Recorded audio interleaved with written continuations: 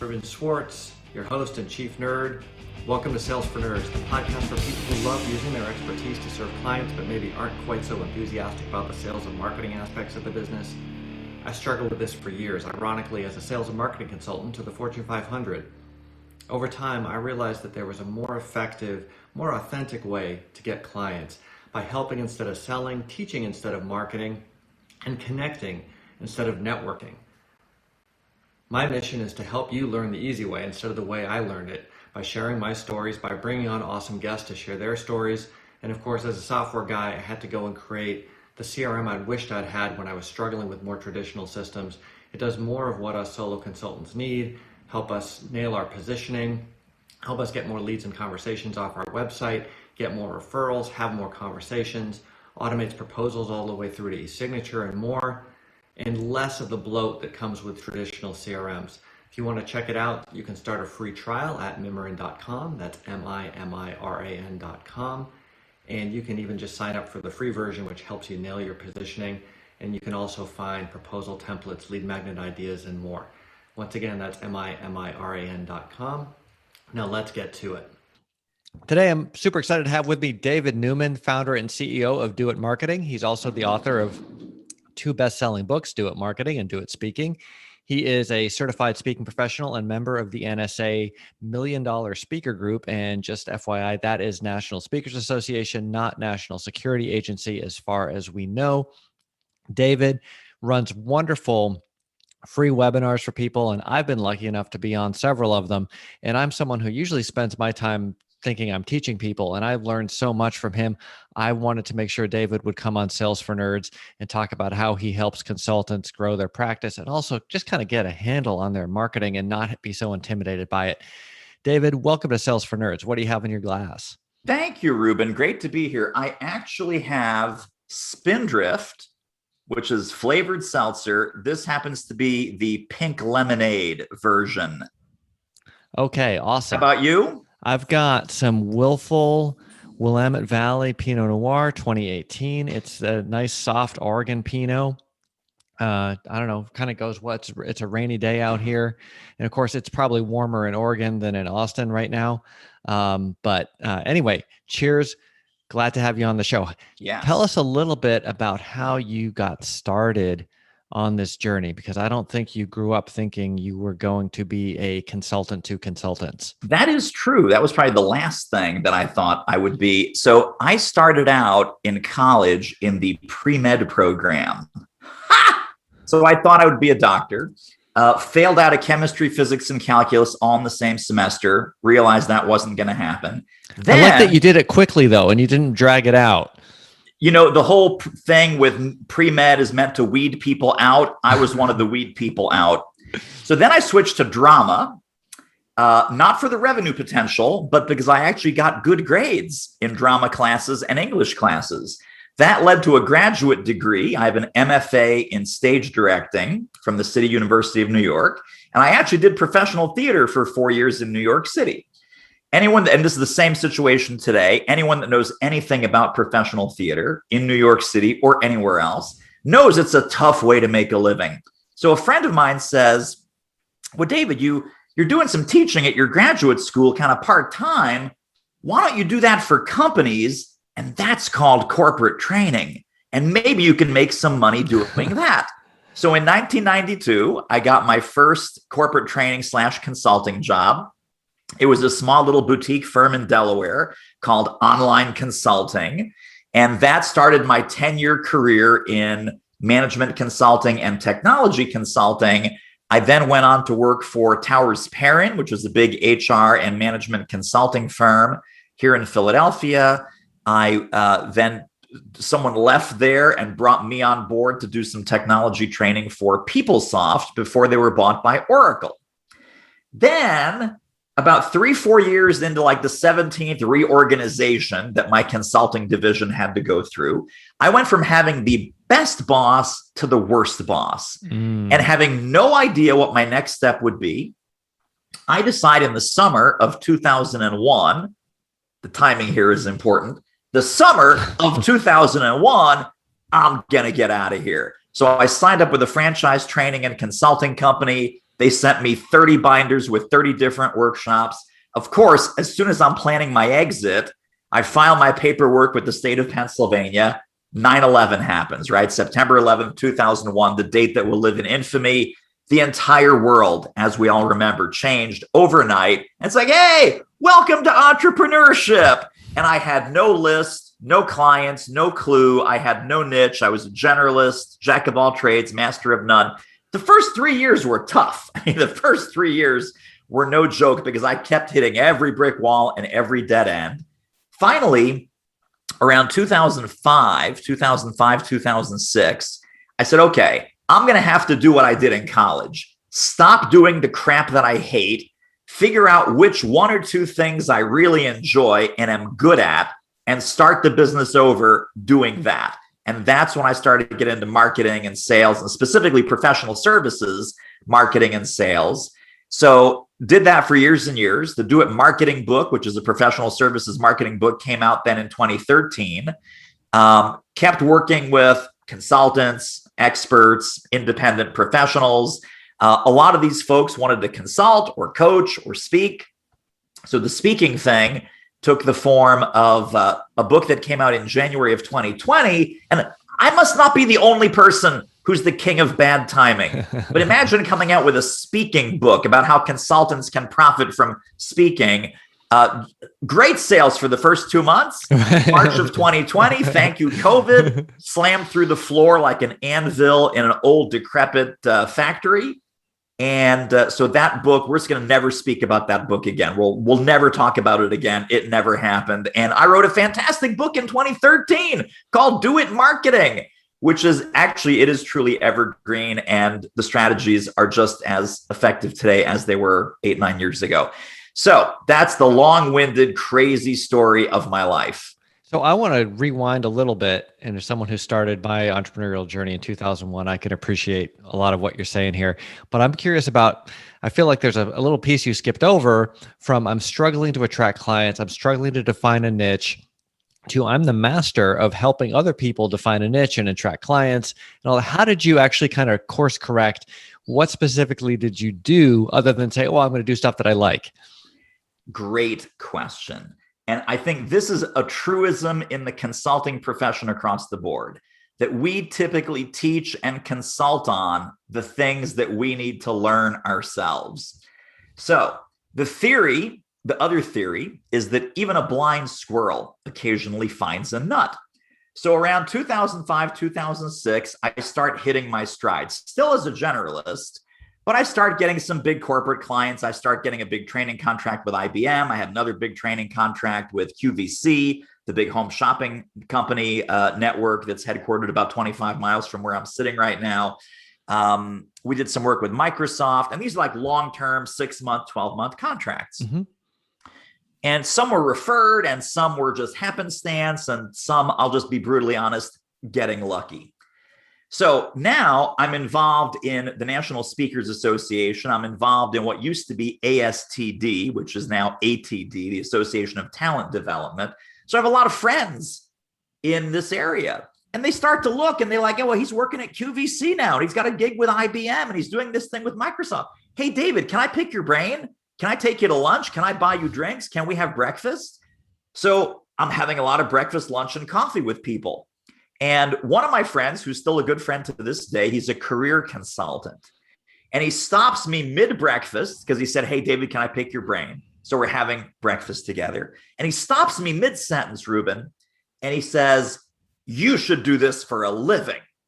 And I said, do what for a living? Eat bacon and eggs? He says, no. You should help coaches and consultants, people like us, with marketing. And I laughed at him. I said, that is a ridiculous idea. First of all, every consultant and coach and trainer is broke. They have no money. Thanks, but no thanks. I'm going to go back to my corporate training and consulting clients. Thanks very much. Breakfast is on me. So he keeps hounding me. David, no, this is a natural talent that you have. Trust me, this is what you're meant to do. And I was like, listen, dude, it's not what I'm meant to do. Stop talking crazy. Leave me alone. He says, will you indulge me with one favor? I said, okay, what's the favor? He says, if I do the sales, meaning him, and I get like 4 or 5 other consultants, will you work with us in a small group setting just for like 3-4 weeks? And we'll pay you money. And I said, okay, here's what we're going to do. It's going to be 4 Tuesday mornings. We're going to meet at 8:30. We're going to wrap up by 10. I'm going to buy the coffee, the bagels, and the juice, but I'm going to have to charge you. And I said, here's what it is. It's $50 per person. And he goes, per week? I said, no, of course not per week. For the whole thing. How many bagels do you think we can eat? So lo and behold, I get 4 or 5 people to pay $50 to be in this kind of 4-week little mini mastermind. The second week, so we do session 1. It was great. I had a good time. We do session 2. It was great. I had a good time. Later in week 2, I'm on site with this insurance brokerage firm who hired me for multiple programs, a 5-figure deal. I walk in to the first of 3 programs that they prepaid for, and people are making this ugly face. They're sitting there, they're grimacing, they're prisoners. They don't want to be there. They think, some guy's coming in to do training. And that was the moment I can identify, Ruben, the very moment when I looked around that room. This company's still around. They're in Ballackinwood, Pennsylvania, here in the Philadelphia suburbs. And I said to myself, oh my God, I'm in the wrong room, teaching the wrong subject to the wrong people for the wrong reason. And I'm having way more fun with my bagels and juice crew back in my living room than I am with this multi-5-figure client. And that was the day that I literally dialed back my corporate work for big companies and took my friend's advice and said, maybe there is something here that would be helping consultants and independent professionals do a better job with their marketing. And then the other part that I think needs to be said is studying like a crazy person. And I don't mean studying books. I mean studying the field, being a real student of the game, absorbing, learning, unlearning, relearning, constantly building my muscles and my vocabulary. And by the way, this also included hiring some mentors and coaches that took what would have been a slow, hard, painful road and showed me, don't go here, go over there. Don't step on that landmine, move over here where it's safe. Stop hitting that brick wall. That brick wall is not going to be serving you. Come over here where the path is clear. So, hiring people like you, hiring people like me, for the folks listening, nobody does anything great alone. I shudder to think, and I tell this story from virtual stages and real stages now these days. I say, I shudder to think if I had hired coaches and mentors earlier in my career, how far along I would be today. Yeah, it's crazy. I feel like the more important something is in life, the less structured guidance, not only do we have for it, but that we seek out for it. So it's like, oh, I'm an entrepreneur. I need to know how to do sales and marketing, and I'm terrible at it. Well, what should I do? Well, I don't know. I'll read some books and look at some stuff on the internet. Am I going to hire someone? Oh, no. Right? Like raising kids, being married, all these really important things. There isn't some structured way of doing this, and people struggle unnecessarily. I think there's always struggle involved in anything worthwhile, but I think you and I have sort of devoted this part of our careers to let's help people avoid some of those landmines that we stepped on again and again. Totally. Absolutely right. So how did you go from, by the way, that's a great story. I hope you made a little bit of money on the bagels, but how did you go from, I'm going to charge $50 for a 4-week training course to I'm going to build a real business out of this? Yeah. So one of the first things that I did, and this is my pattern. I mean, I'm not one of these people that is good at sitting down with a blank piece of paper and going, file new. Here's my coaching program. File new. Here's my training seminars. So back in 2001, I invested in a franchise training company. The 30 binders, like I said, came in a box. Hey, here's your 30 leaders guides. Here's your 30 diskettes, make copies, go to Kinko's, start teaching the program. So my first entrepreneurial coach and my first entrepreneurial investment was CJ Hayden, Get Clients Now. So I became a Get Clients Now licensed facilitator. And I started studying the material, and I probably did, about a year, maybe even a year and a half of teleseminars and webinars and in-person programs around that content. And then I said, well, this program is great, but I have some other ideas, and I have some different ideas, not completely different because that program is really rock solid, but, I think there's some things we could do better, faster, smoother, especially around consulting, because the Get Clients Now program, that's for everybody. I mean, that's for lawyers, Right, okay. That's for gardeners, that's for landscape architects, that's for any sort of person who has a service. The business to business kind of corporate consulting angle, that has some nuance, that has some specialization that I wanted to add. So then I started moving away from doing the licensed programs, and I started to kind of collect my own training materials and started to teach my own training materials and started to evolve and improve my own training materials. So one of the very first programs that I did was a 10-week live-led group training. And by the way, here's how this happened. I was at the National Speakers Association National Convention. This was 2009. And a guy comes up to me in the hallway, and he buttonholes me in the hallway. And he says, "David Newman, I have a beef with you." I said, "Okay, what's the deal?" He says, I don't know why you don't do group programs. And I said, "What?" He says, "I can't afford to work with you one-on-one. It's not enough to be on a teleseminar or a whatever. Why don't you do a group program?" This was before I offered group programs.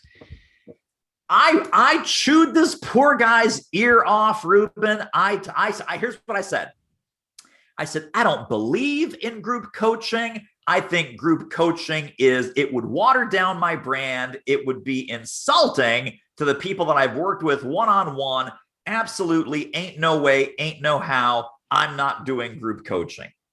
And this poor guy, he's sitting there, he's nodding, he's very patient. He lets me finish spewing. And he says the following, another phrase which I'll never forget. He says, "David, I am telling you how I want to give you money, and you're not listening." Another mic drop moment in the life of David Newman. So luckily, I had my wits about me. And every consultant, every coach needs to pick up on this line. Luckily, I was smart enough in the moment for this thundering flash of the obvious to open up in front of my eyes. And I asked him the following line. I said, "So are you saying that if I create a group coaching program, you would be the first person to sign up for it?" And he said, "Yes, I would." I came home from that NSA convention.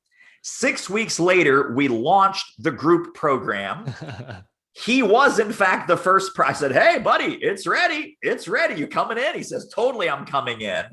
That one program changed the entire trajectory of my career. If I hadn't done that, I would be a somewhat successful consultant and one-on-one coach. I would not be running a 10-person training, coaching, and mentoring company. You know the drill. I mean, the scale, the leverage, all of these different things would not have happened. So the lesson for me is listen to what your clients want to buy. In this case, he explicitly told me, like, sometimes we don't get that gift. Sometimes we have to kind of put two and two together and figure things out. But your clients will tell you what they want to buy. Your clients will tell you how they want to buy. And your clients will tell you what you're offering them that is somehow missing the mark, and what else you can add to your inventory of products and services and programs. I just would entreat everyone listening to us, Ruben, please listen to those positive taps, listen to those hints, listen to those clues. In my case, it was kind of put in my face in a very non-subtle, non-clue kind of way.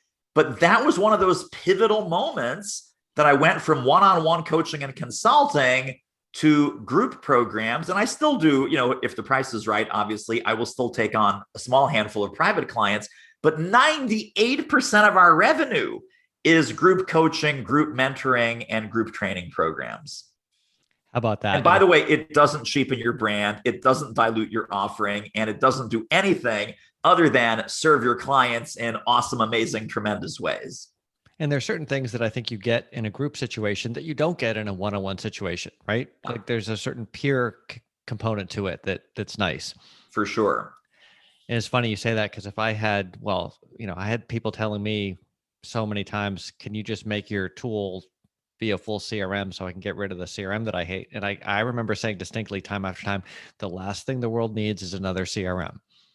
And here we are, right? Like, and I think some of it is sometimes it takes a really clear hit to the head, or it takes a lot of repetition for some of these messages to get through.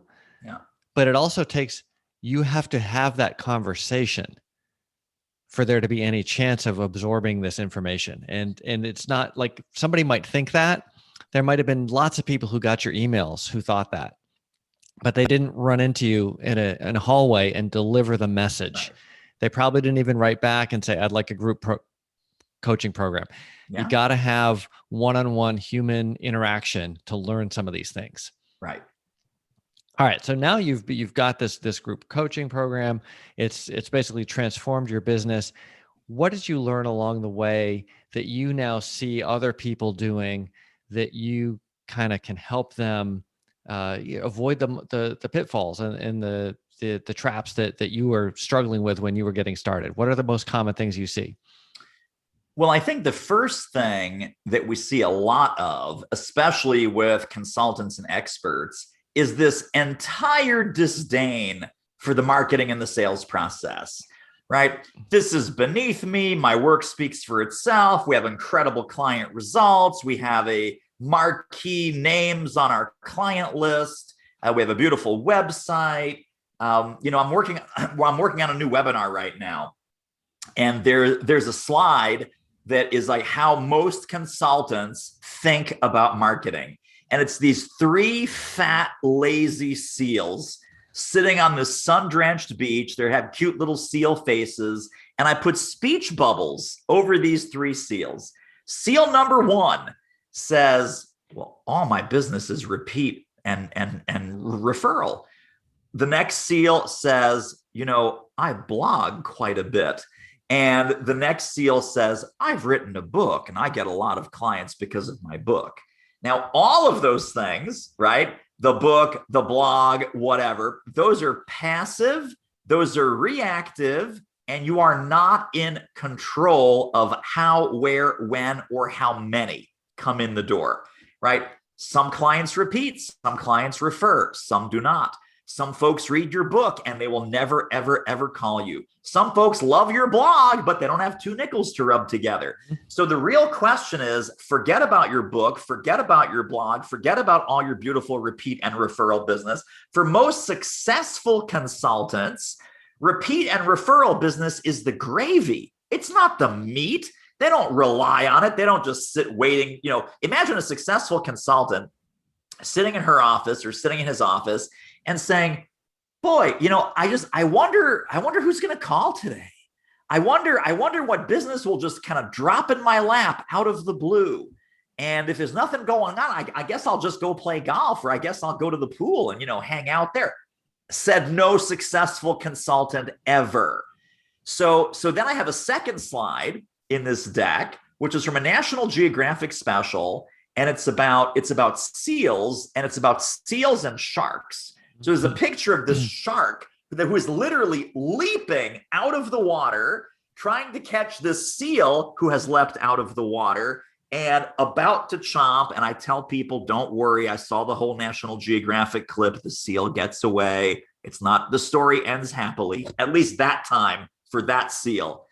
And the headline that I put there is called Getting After It.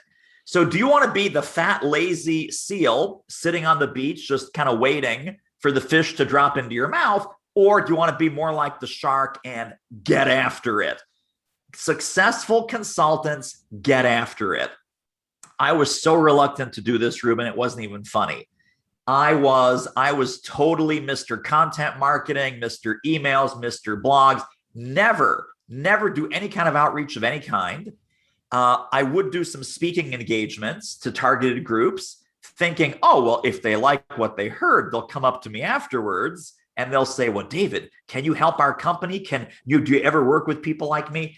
I knew I wasn't getting that right when at one of my first speaking gigs with this new model, I went to Houston, Texas, talked to a room full of consultants, speakers, and coaches, like 2.5-hour seminar. They were loving it. They were, oh my God, this is so great. This is so fantastic. A whole bunch of people came up to me afterwards. David, this was great. David, this was awesome. David, you're stupendous. One woman towards the back of the line, she comes up. She says, I am so sorry. This is an embarrassing question. You talked about some things that I really need some help with. Is there any possible way that I could hire you?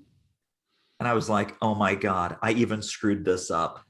Even when I'm doing a speaking gig, I left it a mystery. It was a huge myth. This woman thought she was like embarrassing me by going, I know you're super busy with all your big work and everything else. Is there any possible way that you could coach me and work with me and consult with me?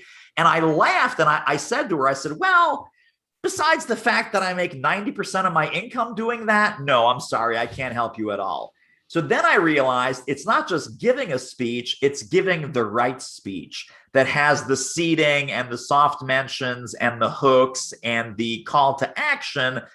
Not that you should be doing a speech that is a pitch or a sales pitch from the stage, but how are you making people aware that in one context where you're delivering value, you also have profit centers in a different context, right? Because audiences have no imagination. They see you in front of a room of 5,000 people. They think you're always in rooms in front of 5,000 people. They see you in a boardroom in front of 20 board members. They think you always are in boardrooms in front of 20 board members. They don't think that, oh, we could hire her to do the keynote for our big national customer conference. 20 people in the boardroom, there's going to be 7,000 people over here. They don't make the connection, room of 20, room of 7,000, nor when they see you in front of the 7,000 people, do they go, oh my God, she would be awesome to have at our board retreat, unless you say in front of those 7,000 people. When I do board retreats, we dig really deep into this. In fact, if there's only 20 or 25 people in the room, we go around and I want to hear from every single person what their answer is to this question. Let me ask you right now in your seat. So it's a soft mention, it is explicit, and it lets the audience know that you do other things in other contexts. Right. It's not their job to have imagination about what you do, right? They're busy with their world. And it's funny you mentioned the seals and the shark, because in one of these National Geographics behind me, there is a picture of a shark that caught the seal. And the seal is no longer in one piece and the shark is in the air.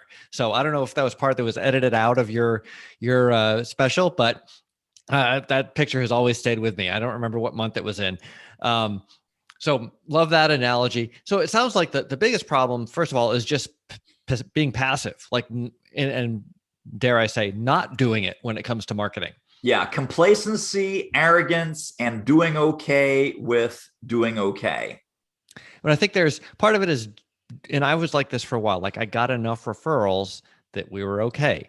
And then I would try to do other stuff because I wanted to get past that. I wanted to not rely on it. Right. But I didn't really know what to do, and I didn't do it right. And I just made myself miserable. And so I was like, I'm just going to forget it.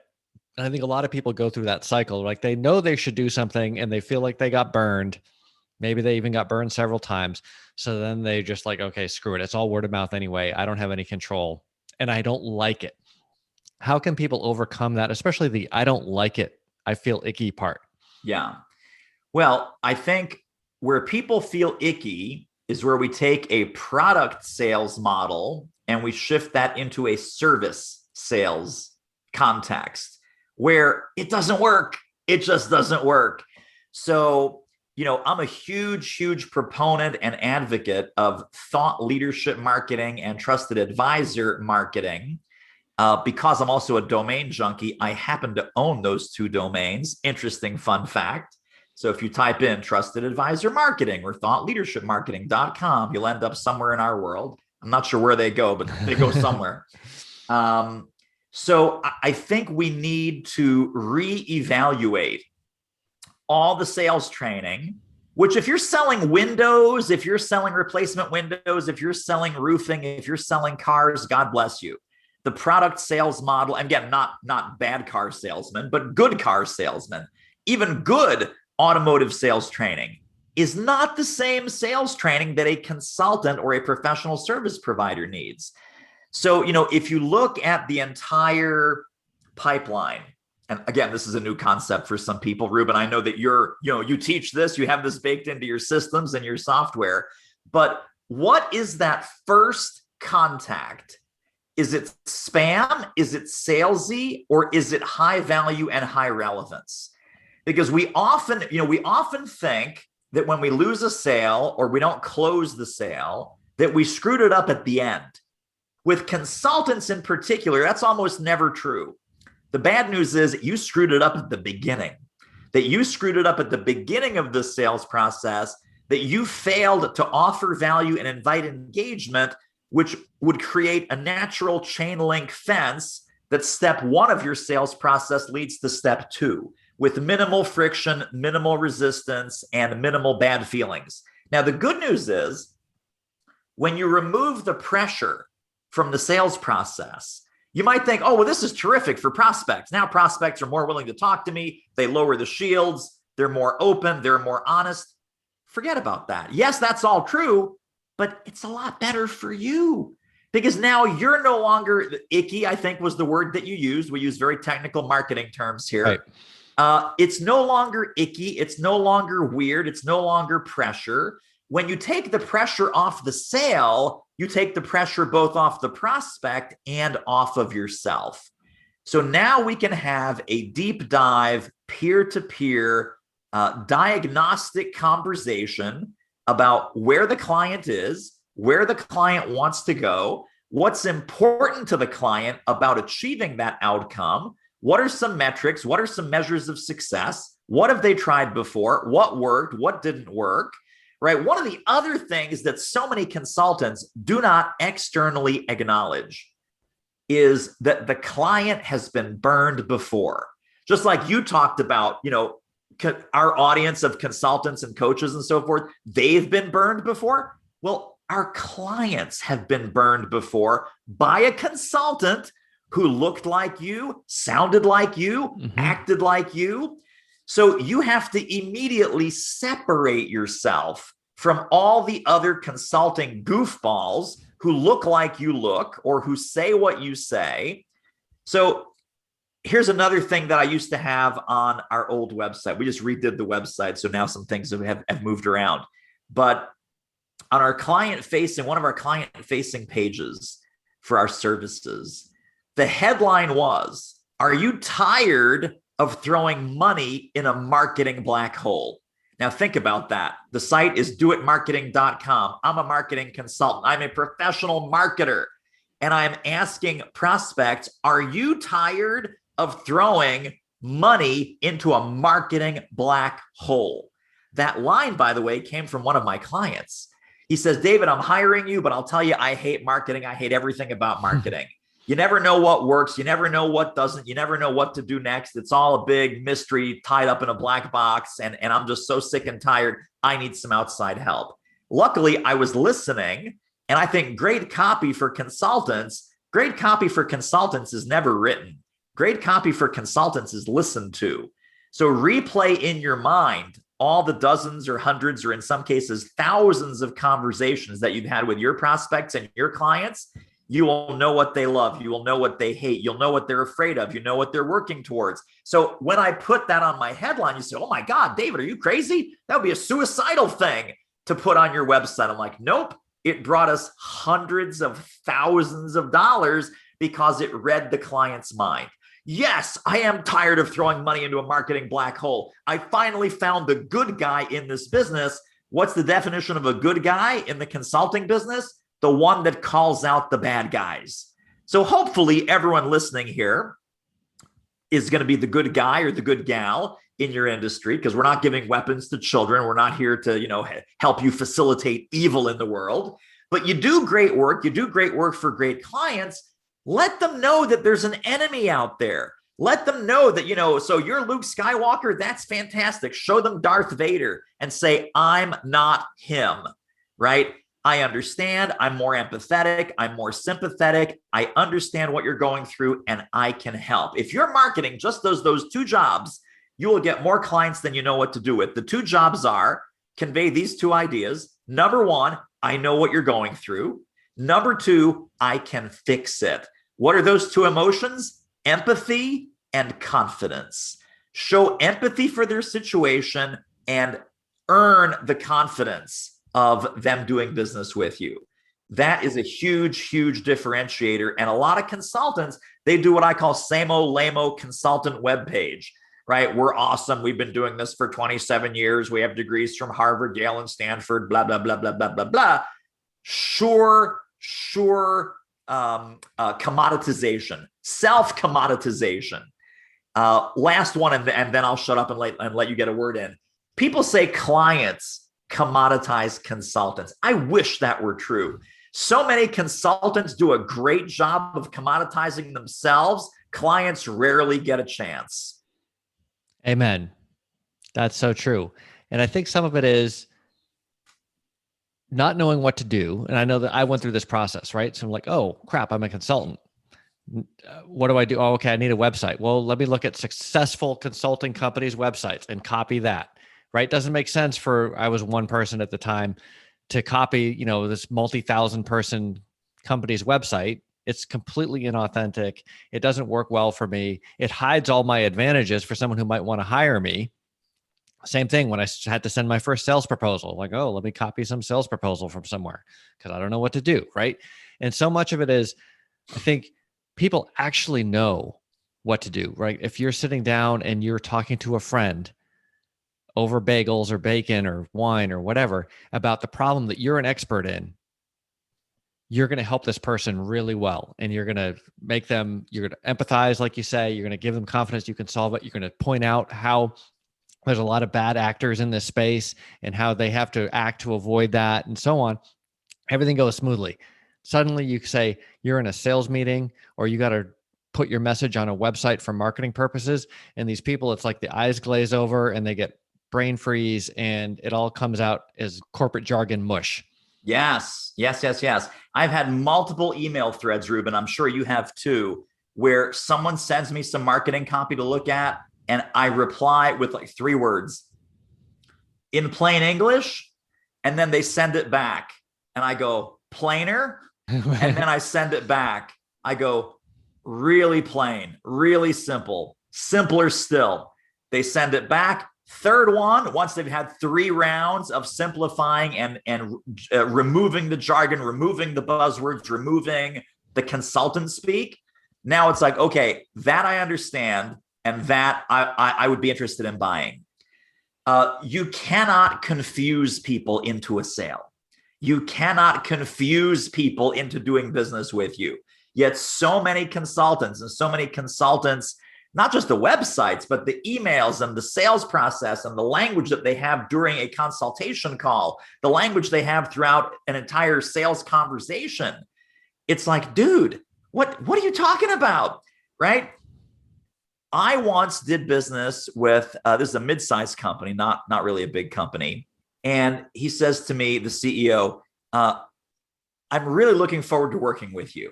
And I said, oh, great, me too. He says, no, but specifically, do you know why? And I said, no, why? He says, the proposal that you sent me was 1 page, not 2-sided, not 2 pages stapled. It was 1 page and it was in plain English. I knew that you were the right guy to hire. So sometimes, again, think about what's in your proposal. How long is your proposal? How dense is your proposal? How many $5 words do you have in your proposal, right? Or are you speaking prospect language about prospect problems? You know what prospects will always understand immediately and innately? They will always understand prospect language, meaning words that they use to describe prospect problems that they have. No one cares about anything else that a consultant ever sends over the transom other than what speaks to me about my problem and how this resource can fix it. That's a great point. It's funny you mentioned the proposal stuff because I've had a lot of great conversations with people that you sent to my website to grab a proposal template, and they all speak very highly of you, which really reemphasized I had to get you on the show. And I remember that the whole reason that template's out there is because I copied a proposal template, had a whole bunch of BS in it, a whole bunch of jargon. And then I would wonder why I had a great sales meeting. And then the follow-up meeting, they'd be like, they didn't say in plain English, but they said, "Hey, I'm a little confused. What did you mean here?" And finally it was like, oh, they've already told me everything that I'm supposed to tell them back. Why did I go and make it complicated? Because I thought that's what professional consultants did, because there's a lot of people do that, but it's like, it's my business. If I was talking to a friend, I wouldn't make it all confusing for them. I would just make sure we covered everything. Why did I? Oh, lo and behold, writing the proposal gets so much easier and closing the proposal gets so much easier. What do you know? Right? We make so many things unnecessarily hard, I think, because we see other people doing this and we think that's the way it's supposed to be. And it just doesn't have to be like that. Right. When I tell people, I was obviously sitting here sipping on my wine and Sales for Nerds, but like, when I hear about people's messaging, I usually say, okay, I don't say in plain English, but I probably should. It's like, no. Imagine that your ideal prospect gets introduced to you at a bar and you've had maybe a few too many. And so instead of the BS that you've written here that no one understands, you're now going to say, what I really do is blah. And then you just use whatever the plain English is. Like if you go to the doctor and they use a whole bunch of medical terms and I wouldn't even know what you're talking about. And they're like, well, I fix people's knees. I'm like, oh, okay. If I have a knee problem, right, that's great. But I don't understand all the Latin words. But when we use the Latin words ourselves day to day, sometimes we forget that we just got to talk about knees. Right. For sure. All right. So first step, don't be passive. Don't just sit there and wait. Second step, talk about real client problems, real solutions. Pick an enemy, I think I heard you say, which could be other consultants, and have a point of view. Does that imply sort of having a point of view? Like, oh, yes, very much so. I look at consultants as good consultants, as professional irritants. We are that little grain of sand in the oyster that makes the pearl. And another soundbite that I would leave folks with, in case you're worried about, oh, what if it upsets someone? What if someone doesn't like it? What if someone doesn't agree with it? Because we're a professional irritant. The soundbite is, if you don't risk turning some people off, you'll never turn anybody on. I like that. That's very true. And I think of it as a magnet, right? Partly because I think about lead magnets technologically, but it's like a magnet has north and south poles, and you can't have one be strong and the other be weak. They're of equal power. So if you want to actually attract people, you have to turn people away.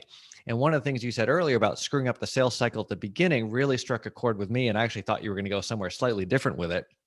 Because I think everything you said is true, but I would add there's another layer, which in some ways is even worse, which is that you don't necessarily screw up the steps in the sales cycle, except that you let the wrong person in at the very beginning. And then you waste all that time and energy and hope and expectation and whatever, not just yours, but the prospects, because they want to solve a problem too. And you get to the end and you don't win. And you're like, wait a second, this was never the right fit. Yeah. They need a shoulder doctor. Yeah. Why didn't I send him to the shoulder doctor? And then the only thing worse than that, it's like we're going down the ladder of consulting hell. What I tell people is, don't worry about the right prospect saying no. Worry about the wrong prospect saying yes, because then you don't get the prospect from hell. Then you get the client from hell. Right. And that kind of comes down to, you have a point of view, right? And you get to decide as a professional who you work with. Right. I'm not operating on your shoulder. I only do knees, or whatever the analogous situation is. But you've got to have that perspective, right? Otherwise, when you're a complete generalist, everything looks like something you can operate on. How do people get that notion of, okay, I'm going to focus on knees, or whatever the particular analogy is? Because I find, and I went through this myself, so many people are psychologically averse. They feel like they're giving something up. They're making their market too small. There's only like 3 million people in it. How will they ever get by in their solo consultancy with a target market of 3 million people? How do you help people narrow and really get specific so that they can really turn on the right folks? Well, I think, it comes down to the kind of marketing that we do involves speaking and publishing and writing and webinars and connecting with people, relationship building, intentional relationship building, intentional referral building. If you don't know where to speak, where to publish, who to build relationships with, who to network with, who to get referred by, and who to refer, right? You're just one of these kind of, I'll do anything for anyone, anytime, anywhere. You're going to have friends, you're going to have mentors, you're going to have colleagues that are going to sit down with you and they're going to say, Ruben, how can I help you? And you are going to be flabbergasted and you are going to be completely mute because it's like, well, do you know anyone who needs what I do? No, Ruben, I don't.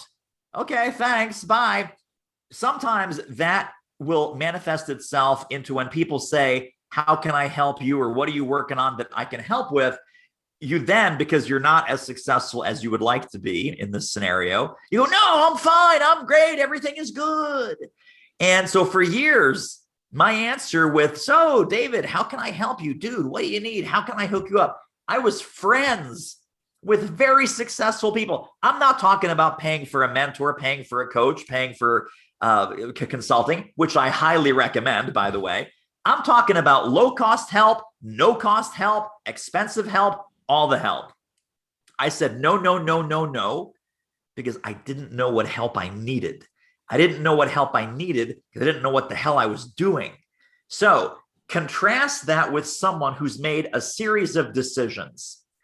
I am going to do leadership consulting in the financial services industry. Mm-hmm. I'm going to work, and the financial services industry is just like, $1 trillion industry that has millions of prospects and thousands of meetings and tens of thousands of companies in it.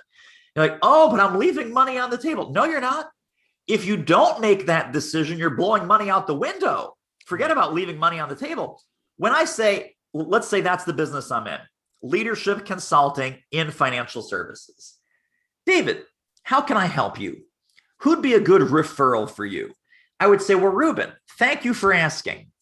I am looking to connect with VP level and above senior executives in financial services companies, companies like insurance companies, banks, brokerage houses, mortgage, lending, places like that, who are managing, let's say, between 25 and 150 people, and who are looking to raise their game. As a leader, they're looking to get raised, praised, and promoted. They want to build a better culture, and they want to get better results for their team. Oh my God, I just played golf with a guy. He said, he works for Merrill Lynch. Like, would that be a good company for you? Yes. And he says, I just hired 20 new people and I don't know what to do. And we're onboarding and blah, blah, blah, blah, blah. Would you like an introduction to that guy? So now that I've specified it's leadership consulting, it's for financial services, and the kinds of problems I solve are things like A, B, and C. I've given you 3 pieces of triangulation that you can now go through your mental Rolodex and go, oh, that's going to be Sally and Barb. And I just talked to Mike and I had golf with Fred 2 weeks ago. I can connect you with 4 people, David. Would that be helpful? Yes, it would. I happen to be on the board of my NAFA chapter, National Association of Insurance and Financial Advisors. Would you want to come and do a speech for us? In fact, I'm friendly with the guy who's running our national conference. Do you think you'd want to come and speak at the NAFA National Conference? You will never get these kinds of conversations if you're general, vague, and undecided. The only people that get those kind of conversations are specific, decisive, and committed. So this is the moment. Yes, I'm talking to you. This is the moment that you're listening to Ruben's show and you're like, wow, this crazy David Newman guy, I'm going to get decisive. I'm going to get committed. I'm going to get ready to start making some of these big decisions, and your consulting business will take off. Because when you're just this vague generality, A, people don't know how to hire you or why, and they don't know how to refer you and recommend you and pass you around like candy. If you make the foundational decisions, None of those things are true. They all flip to the opposite. And now everyone knows what you do. Your target market recognizes you as an expert that can solve that specific problem. And all of your allies and champions and friends and network can start to refer you and send you business because they can repeat what you do in a very specific, compelling way. Last thing I'll leave you with on this, Ruben, if you're not repeatable, you're not referable. So people need to repeat, right? Ruben works with consultants who are looking for a bulletproof end-to-end CRM that can help them sell more work.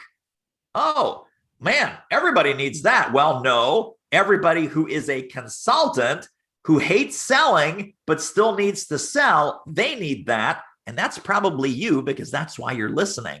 So I can now repeat that to 20 people, 50 people, 100 people, or 1,000 people. I can send people to Ruben because I know what he does, who he does it for, and what outcomes that creates. So that's the clarity. That's being repeatable. If you're not repeatable, you're not referable.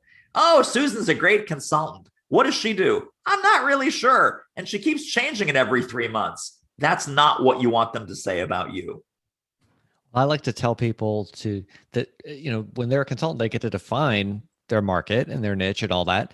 So define it such that you are the Google or the Nike or the whatever of your niche, whatever it is. Right. So that if somebody is looking for that, you are the natural choice. And it could be, as simple as I'm the best insurance person in this neighborhood. Yeah. Right? It doesn't matter, right? Whatever it is, make it so that there is some set of people for whom you are the Goliath, you are the 800-pound gorilla. And the way that I was able to trick myself to get more focused was, instead of thinking about it as a small market versus a larger market, think about it as an easy versus hard. And I knew that easy, right? Like great referral, repeat business, somebody right up your alley of like, this doesn't even feel like selling. It just everything just flows naturally, versus the ones where I was trying to like grind it out and, oh, it was awful and icky and everything else. Most of us, we don't need a billion customers, right? We only need a handful at a time, maybe not even that. Make it easy on yourself. Yeah. Amen to that. David, this has been such a pleasure, and I could talk for hours, and I still have plenty of wine left, but I want to be respectful of your time. So you've dropped a lot of great wisdom here. Where can people go to find out more about you? Couple of places. The main command central online is, of course, the website, which is doitmarketing.com. If they want to learn more about the Do It Marketing book and the ideas in that book, it's doitmarketing.com/book. And our free training is also online for consultants who want to grow. That's at doitmarketing.com/webinar. And I don't say this often because I get way too many emails and I'm always trying to unsubscribe from them. But you should get on David's email list and you should attend his webinars. I do whenever I can. And when I can't, I try to watch the replays and I always learn stuff. So thank you for sharing, David. Cheers. Thank you, Ruben. Great to be here, and cheers back at you, my friend. Thanks for listening. Did something in this episode or a past episode help you out? I'd love to hear about it. Send comments, questions, or ideas for future episodes to hello@salesfornerds.io. And of course, iTunes reviews are super helpful for getting the word out. So if you've got a few moments to put one of those up, I'd really appreciate it. If you got a friend who'd benefit from one of these episodes, send a link. If you got a friend who wouldn't benefit from one of the episodes, but you just haven't talked to in a while, this is a great excuse to pick up the phone and give them a call. Of course, if you're looking for a whole new take on CRM for solo consultants, along with proposal templates, lead magnet ideas, free positioning tools, and more, check it out at mimaran.com. That's MIMIRAN.com. Again, thanks for listening, and until next time.